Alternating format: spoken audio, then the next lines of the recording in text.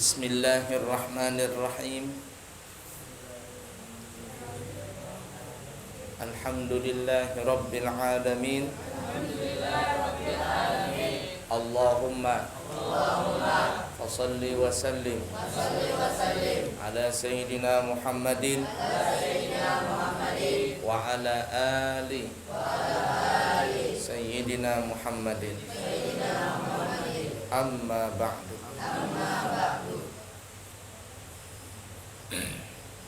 Pada pertemuan yang lalu kita telah membahas masalah najis ya. Najis mutawassithah dan sebagainya ya. Baik, halaman 27. Masalah darah ya. Seluruh darah hukumnya najis kecuali hati, misik, hati ampal. Nah, kita bahas di situ dulu. Jadi darah itu hukum asalnya semua adalah najis. Baik darah yang keluar dari tubuh kita atau dari tubuh orang lain, baik itu dari manusia ataupun dari binatang, hewan. Semuanya najis. Arti najis kalau kena badan, pakaian, tempat, apalagi kena air atau benda-benda cair seperti minyak dan sebagainya, maka hukumnya najis. Itu hukum asal dulu ya, hukum asalnya seperti itu dulu. Nah, kecuali nanti kita akan bahas ada darah-darah yang dimaafkan. Katanya kalau dia kena badan, pakaian, tempat, itu hukumnya tetap najis, tapi kalau dibawa ke dalam sholat masih dianggap sah. Nah, itu nanti akan sampai masalahnya. Nah, sekarang yang kita bahas adalah bendanya dulu, darahnya dulu. Darah itu hukumnya najis, alias tidak boleh makan atau diminum. Darah itu diminum bisa, dimakan bisa. Karena kalau darah itu dibekukan jadi apa namanya? Dodol. Jadi dede. Pernah Bu cerita sudah? Dedeh itu nggak boleh dimakan. Atau masih cair, nggak boleh diminum. Nah, kecuali ada beberapa darah yang boleh dimakan. Pertama hati. Hati itu dari darah. Hati kambing, hati sapi, hati ayam. Nah, itu dia membeku di situ hati. Boleh dimakan. Kedua misik. Sudah gue cerita kemarin? Misik. Misik yang asli itu adalah bentuknya, kata guru Abuya. Gurunya Abuya cerita, misik asli itu sebenarnya bentuknya bukan cair, bukan seperti minyak harum biasa. Tetapi yang asli itu dia seperti bubuk, serbuk. Itu berasal dari kijang. Tidak semua kijang yang ada.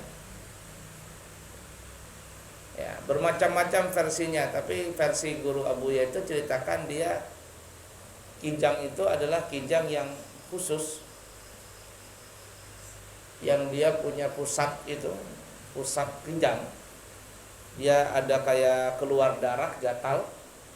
Lalu kalau tidak dibuang ini, dia akan gatal gitu di badannya dia. Lalu gimana caranya buang? Dia nggak bisa garuk-garuk pakai kakinya dia. Lalu kijang ini menggaruk-garuk di batang pohon. Di batang pohon. Nah, terkelupaslah dia darah tadi yang kering tadi. Terkelupas itu. Itulah yang misik tadi. Harum sekali dari darah kijang itu.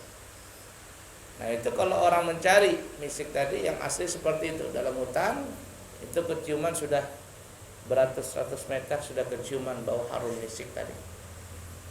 Itu diambil, ditaruh dalam botol. Guru Abuya dia cerita katanya di Mekah itu ada yang misik asli, itu nggak dipakai, cuman ditaruh dalam botol, itu taruh dalam lemari seperti pengharum begitu. Itu minyak harum misik yang asli seperti itu. Itu kata gurunya Abuya cerita. Dia pernah ngelihat waktu itu di Mekah, dikasih tahu ini misik asli. Botolnya kurang lebih sejempol inilah. Dibungkus dengan dengan kulit rusak atau kulit kijang itu. Zaman dulu gurunya Abuya cerita tahun berapa itu? Mungkin tahun 90. Mungkin lebih lagi tahun 80-an. Nah, guru Abuya cerita tahun 90-an, dia mungkin ngelihatnya tahun 80-an. Waktu tinggal di Mekah. Itu dia cerita harganya waktu zaman dulu itu harganya 1 juta rupiah. Zaman dulu, bukan zaman sekarang. Kalau zaman sekarang 1 juta itu nggak ada apa-apanya. Zaman dulu 1 juta itu sangat bernilai, harganya mahal sekali. Nah, itu misik dari darahnya kijang. Nggak semua kijang. Nggak semua kijang ada. Dulu kijang ini di zaman Nabi Musa, di zaman Nabi Adam alaihissalatu wassalam. Dia kepingin ketemu Nabi Adam. Siapa sih Nabi Adam itu? Khalifah di muka bumi ini. Maka kijang ini bertemu dengan Nabi Adam, lalu dia berdekat dengan Nabi Adam, lalu Nabi Adam mengelus kijang tadi. Diulusnya kijang tadi. Ketika sudah lama dia bercengkram dengan Nabi Adam, maka kijang ini pun pulang ke tempat teman-temannya. Ketika dia pulang, badannya jadi harum. Teman-temannya bertanya, kenapa badanmu jadi harum? Kata dia, aku baru bertemu dengan Nabi Adam. Oh, di mana Nabi Adam? Kita mau juga jadi harum, dielus-elus di sana. Maka mereka pun yang lainnya ini berangkat menemui Nabi Adam. Tapi ketemu dengan Nabi Adam tidak mau mengelus. Kata Nabi Adam, kalau yang pertama dia datang kepadaku karena cinta kepadaku, tapi kalian datang ini kepadaku bukan karena cinta, tapi karena ada batu di balik udang. Lihat, ada maunya saja baru datang. Kalau nggak ada maunya nggak mau datang. Nah, itu nggak ikhlas dia, bukan karena Allah Ta'ala. Nah, kijang itu ada, data sampai sekarang masih ada atau tidak. Adapun minyak misik yang dijual di pinggir jalan, di mana-mana toko parfum, itu namanya saja misik. Harumnya pun juga gak enak, bau hapak baunya. Nah, jadi misik itulah yang berasal dari apa tadi namanya? Darah rusa tadi. Dia bukan dari dalam tapi dari pusatnya rusak. Kemudian hati ampul, apa hati ampul nih bahasa kitanya? Hati ampal. Apa bahasa orang Banjar? Apa hati ampala? Jantung apa? Itu. Jantung atau ginjalnya. Itulah pokoknya itu. Itu berasal dari darah juga dalam tubuh. Boleh dimakan. Lanjut ya. Selanjutnya, darah yang tertahan di dalam ikan dan belalang. Nah, jadi kalau kita makan ikan bakar umpama, biasanya ada orang bakar ikan itu nggak bisa, luarnya gosong, dalamnya belum masak. Nah, bakar ikan tuh ada tekniknya, kalau nggak bisa habis udah jadi enak.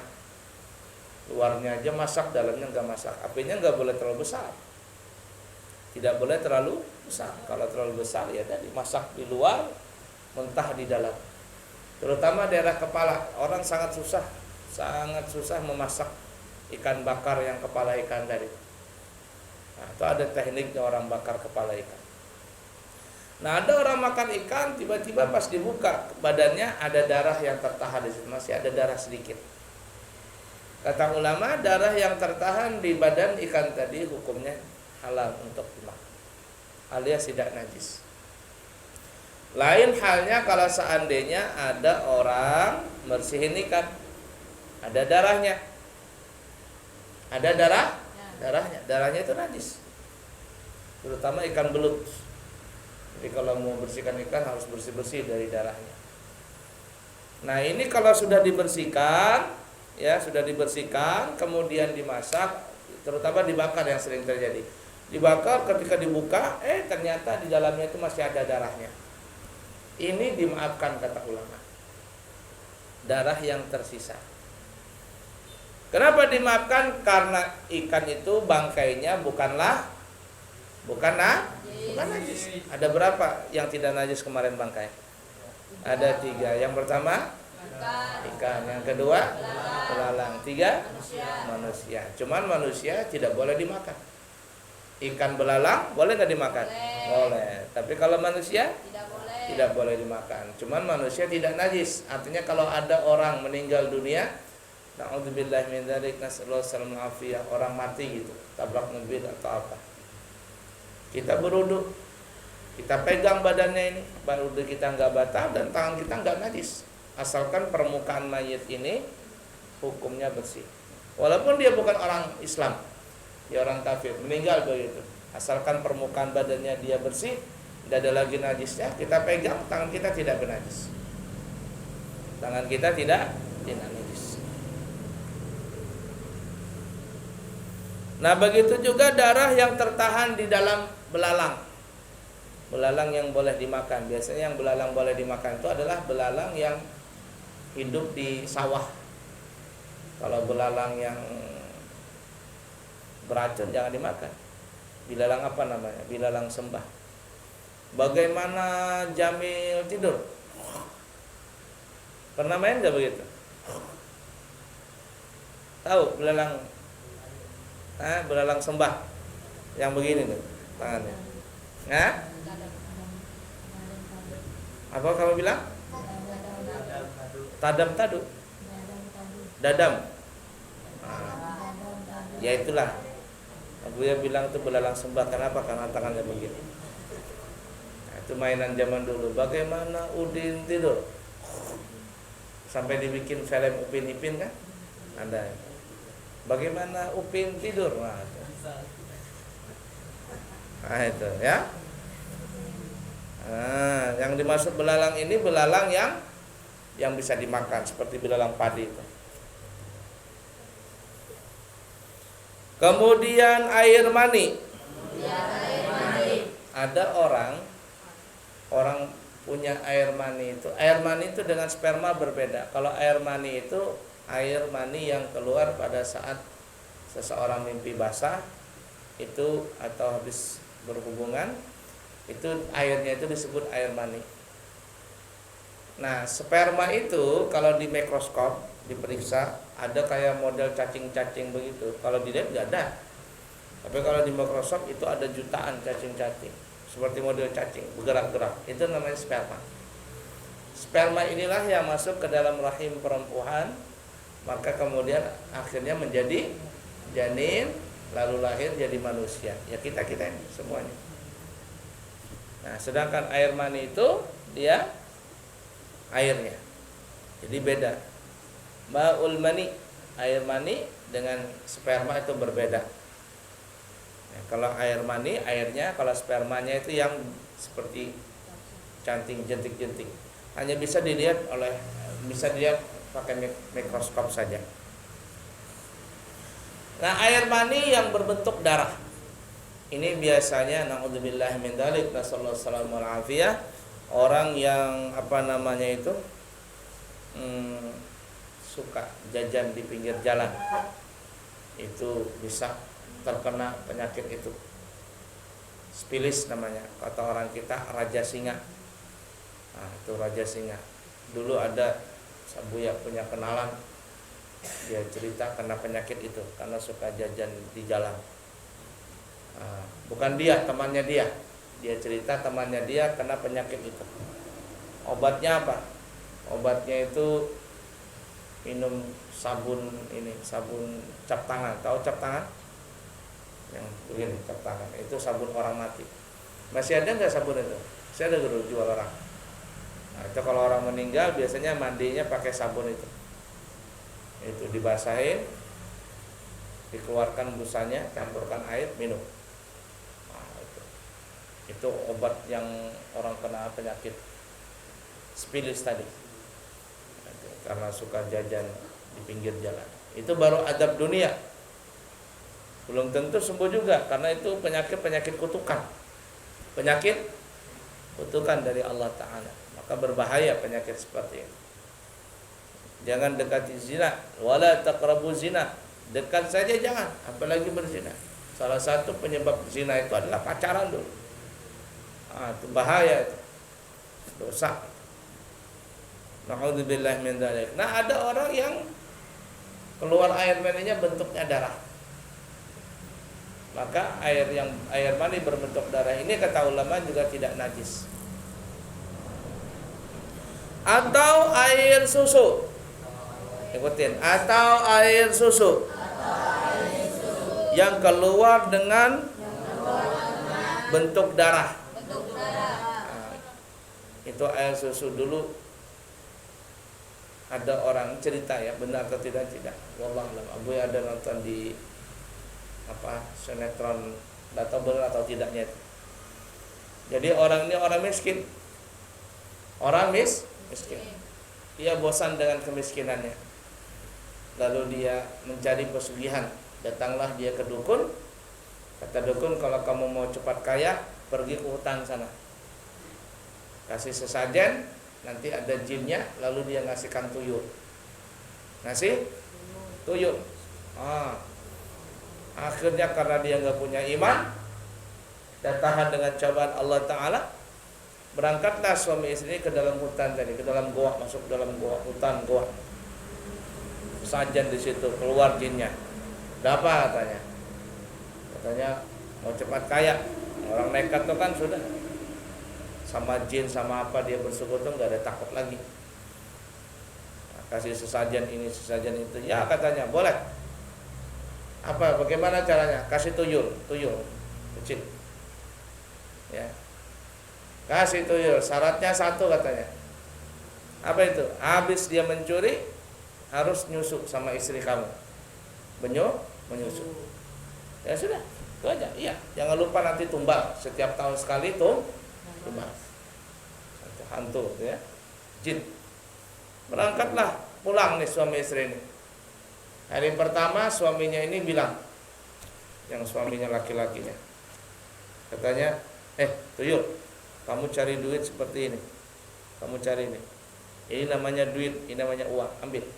Dia tunjukin duit 1.000, ambil yang banyak. Akhirnya tuyul ini pergi, hilang dia ilmunya, setan, hantu ya, termasuk hantu jin. Ngambil duit dia, ngambil duit. Sekalinya apa yang dibawanya apa? 1.000-an semua. Semuanya 1.000. Malah suaminya, kenapa kamu bodoh ngambil 1.000 semua? Katanya yang begitu, ya saya ambil begitu katanya. Ditunjukin 1.000, yang ngambilnya 1.000. Ambil lagi, nggak mau katanya. Tuh ya nggak mau. Ambil lagi, nggak mau. Cucu. Nyusun, mimik katanya. Suruhlah istrinya nyusuin si tuyul ini. Setelah dia sudah kuat si tuyul ini, katanya ambil duit yang begini, yang 100.000 nih. 100.000. Maka orang tuyul ini pun ambil lagi, hantu namanya, hantu jin ya. Ngambil duit yang 100.000. Tapi setiap kali dia selesai mengambil, maka tuyul ini, jin ini, dia mesti menyusul. Kaya mendadak. Tiap malam dia dapat duit banyak. Lalu apa yang terjadi? Suaminya ini heran melihat istrinya, kalau lambat laun makin pucat istrinya ini. Makin pucat. Ternyata setelah diteliti, si tuyul ini meminum bukan air susu tetapi meminum darah. Air susunya habis, dihisap darahnya. Atau yuk menghisap tumbalnya itu. Akhirnya istrinya mati. suaminya tidak bisa lagi ngasihkan air susu, lalu apa? Suaminya juga mati, rumahnya terbakar, semuanya habis dan semuanya. Nah, itu hati-hati kalau orang pesugihan tuh begitu tuh, tidak ada berkahnya, pasti akan mudarat itu kepada dirinya atau istrinya atau anaknya itu, orang yang pesugihan itu. Na'udzubillahi min dzalik, assalamualaikum warahmatullahi wabarakatuh. Benar tidaknya cerita itu wallah alam. Yang kita ambil pelajaran tadi adalah air susu yang keluar berbentuk darah. Begitu juga kalau ada orang punya kelebihan air susu.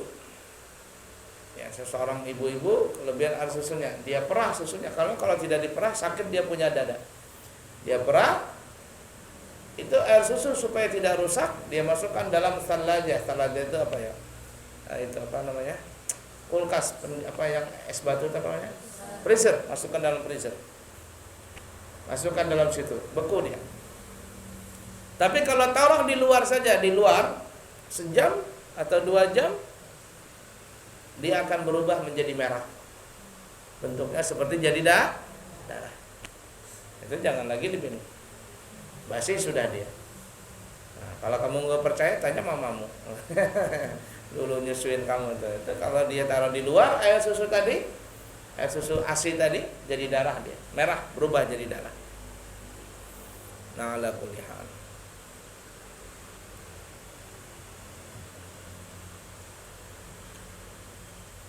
Udah ya? Baik.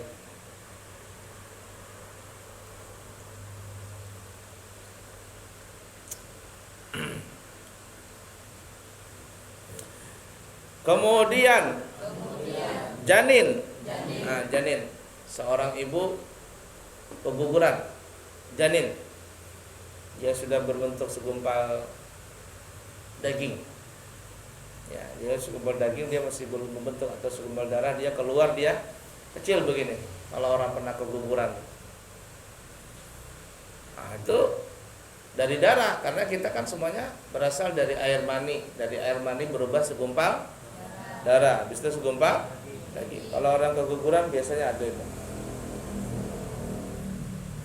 Nah, janin ini kalau janinnya bukan darahnya, kalau darahnya najis, tapi kalau janinnya itu tidak najis. Ada tidak najis itu kalau dia bersih dari darah, kemudian kita pegang, tangan kita tidak bernajis, asalkan janin tadi bersih. Janin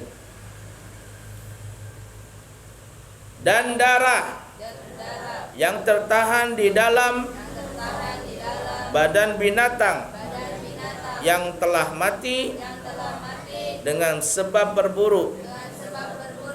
Ada orang berburu, kita sudah bahas ya, berburu pakai panah, cak, kena badannya kancil tadi atau kijang tadi, lalu dia mati, dibersihkan, dikulitin. Nah, kemudian dibuka badannya, orang mau nyate kijang ini, mau disatenya. Sate itu badannya, dagingnya itu disate tanpa dicuci boleh. Ya, halal. Asalkan yang daging dalam, ini dagingnya dikulitin, dagingnya itu. Kalaupun ada darah sedikit itu enggak apa-apa. Nah, yang tidak boleh itu umpama dagingnya dipotong-potong, sebelum dibakar dicelupin ke darahnya tadi. Ini haram hukumnya, najis. Nah, najis.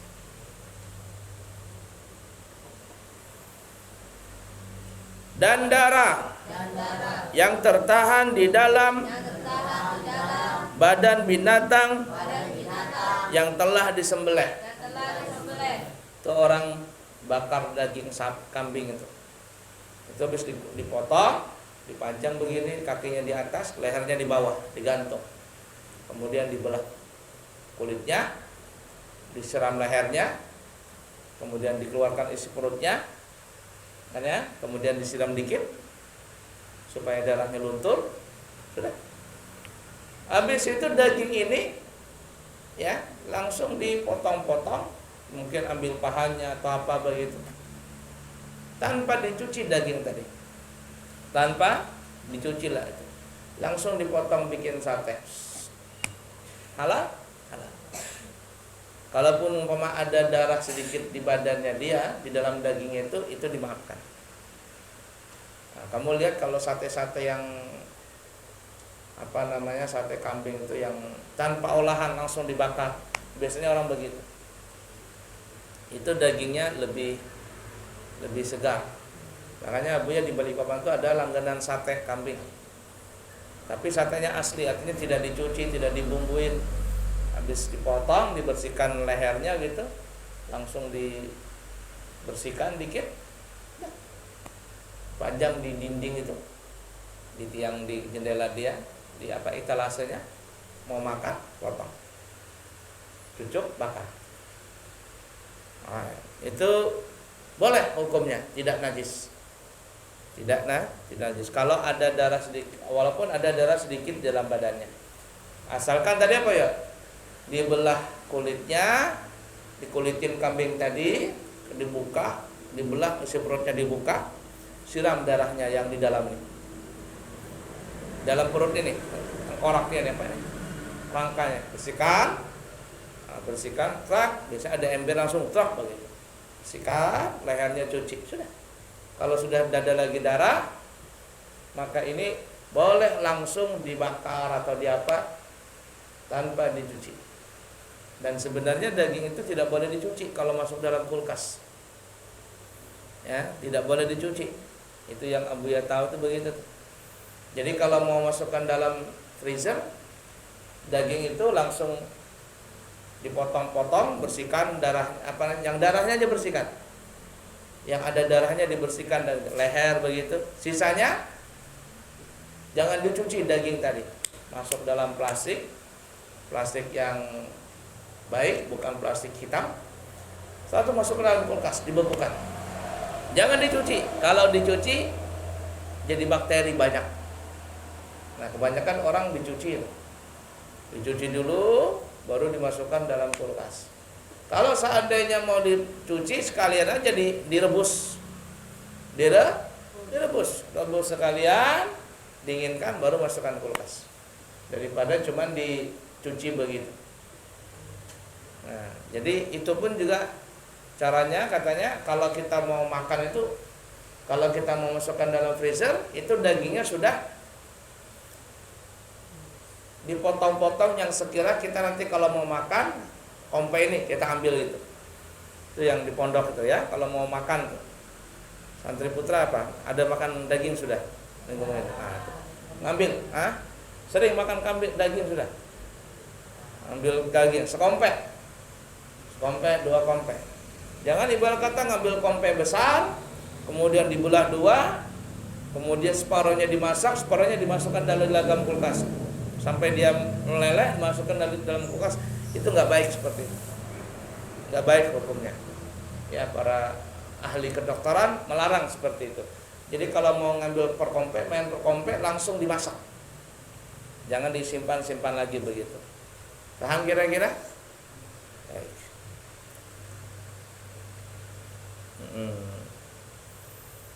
Nah, lanjut ya, kita lanjut biar cepat habis. Hukum air susu.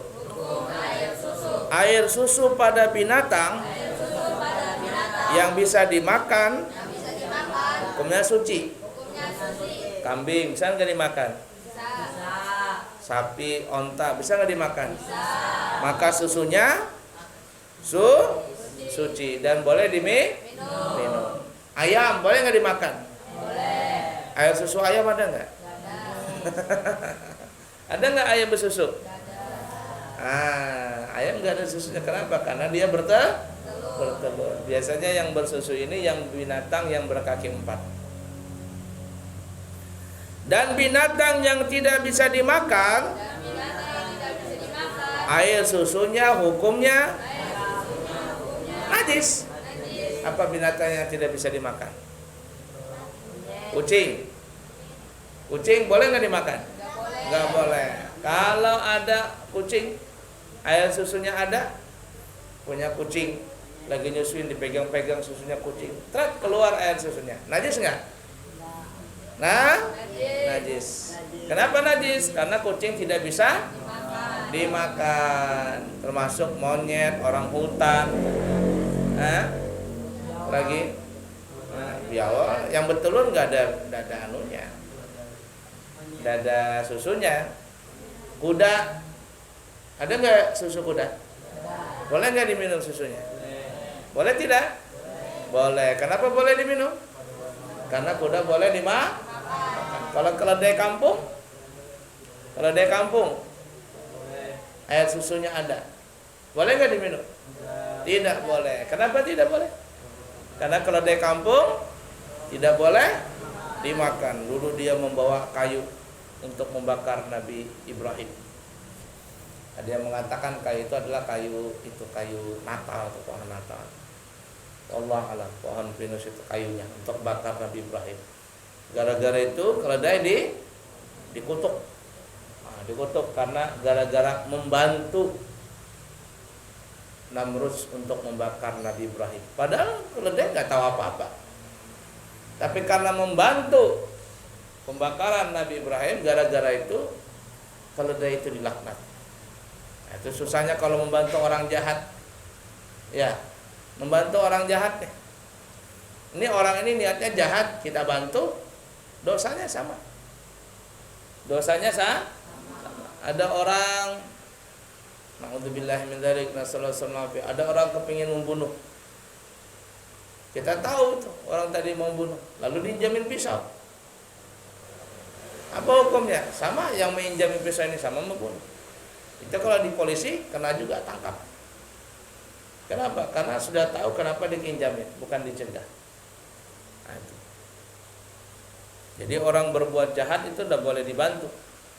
Kalau dibantu sama dosanya. Nah, kalau dari tadi tidak boleh diminum susunya, kecuali air susu manusia. Artinya air ASI.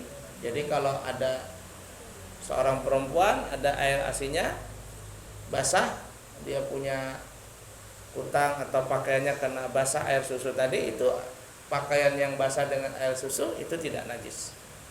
Tidak najis. Atau laki-laki punya air susu. Ada nggak laki-laki punya air susu? Ya mungkin ada. Dulu Abuya waktu di Hadramaut ada baca koran dari keluaran Malaysia, koran dari Malaysia. Jadi waktu itu baca seorang laki-laki di Malaysia, dia menyusui anaknya sendiri. Laki-laki menyusui anaknya sendiri. Jadi laki-laki itu punya air susu. Diceritakan juga di Rubat Tarim, dulu Rubat Tarim. Ada dulu santri di sana, mahasiswa di sana tuh badannya gendut sekali. Gendut, dia punya dada agak besar. Ketika diperas keluar air susunya. Keluar air susunya. Intinya air susu yang keluar dari tubuh manusia itu tidaklah najis. Insyaallah nanti kita sambung lagi ya. Sebentar lagi khatam ini. Mudah-mudahan sebelum tahun baru Masehi khatam sudah. Wallahu a'lam. Cukup sekian dulu sampai waktu Isya. Semoga ada manfaatnya. Subhanakallahumma wa bihamdika asyhadu an la ilaha illa anta astaghfiruka wa atubu ilaik. Wa akhirul kalam. Wassalamualaikum warahmatullahi wabarakatuh.